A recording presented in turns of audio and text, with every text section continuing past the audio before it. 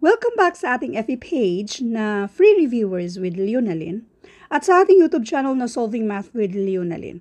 Now, dito na tayo sa karugtong, which is ito ay sinisend sa isa sa ating mga followers. Matagal na itong sinisend. Matagal na rin tayong nakadugtong dito. So, dito na tayo sa number 4 and number 5. Ito ay alam kong makakatulong sa inyo kasi minsan na rin merong kalintulad dito sa mismong civil service exam or kahit anong exam man yan na merong mathematics.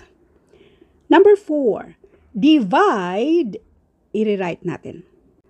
12x raised to 7y cubed plus 8x raised to 6y raised to 4 minus 24x raised to 8y raised to 9. Lahat ng yan ay i-divide daw dito sa 2x raised to 4y squared. Paano ba mag-divide ng mga kahalintulad nito? Polynomials. Unahin natin yung mga numbers.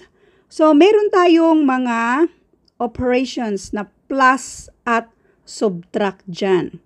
So, ito muna ang unahin natin. Yung 12, i-divide natin sa 2. 12 divided by 2, and this is 6. Doon naman tayo sa ating mga variables. Sa law of exponent, kapag mag-divide tayo, halimbawa na lang katulad nito na x raised to 7, i-divide daw sa x raised to 4, mag-minus tayo. That is according sa law of exponent.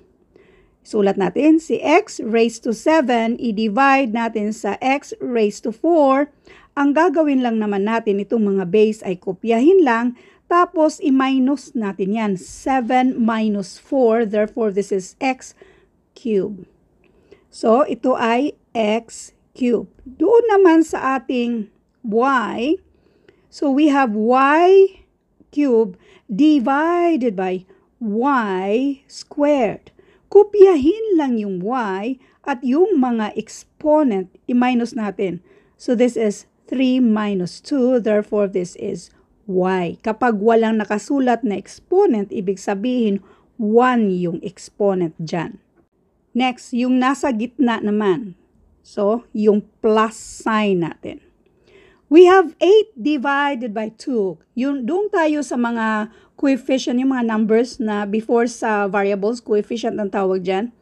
So, kapag mga numbers, doon muna tayo, 8 divided by 2, this is 4. Yung i-divide lang natin yung mga pareho yung mga variables. So, we have yung x naman. X raised to 6, i-divide sa x raised to 4. Again, kopyahin lang yung base na x. Yang mga exponent na yan, i-minus natin yan. So, therefore, we have x squared.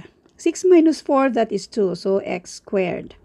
Next sa y naman, we have y raised to 4 divided by y squared.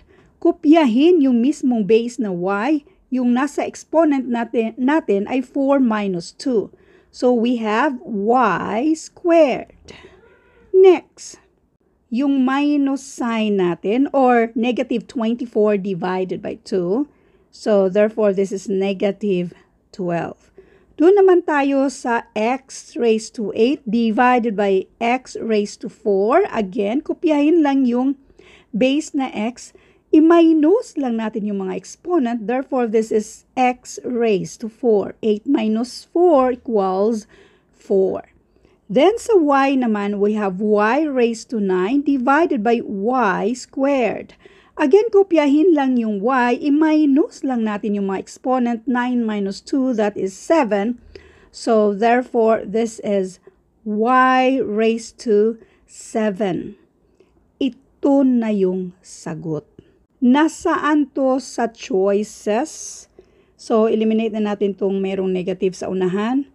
This is choice letter A. Next, number 5. What is the value of x in the diagram? Ang nandito ay 4x. Dito naman ay 3x plus 5. Kapag mga ganito, straight line yan siya. So, ang magkabila dyan, equal yan siya. Yung magkabilaan dyan ay equal. Ang opposite dyan ay equal. Therefore, itong 4x is equal to 3x plus 5. Ang tanong, what is the value of x? Itong 3x na to, kapag i-transfer natin sa kabila, since positive siya dyan, kapag ma-transfer, pang-minus na siya or negative. So, i-keep natin si 4x. So, i-transfer natin si 3x. That will be negative 3x or minus 3x. Ang matitira dyan ay 5. 4x minus 3x, 1x na lang or x lang ang ilagay natin.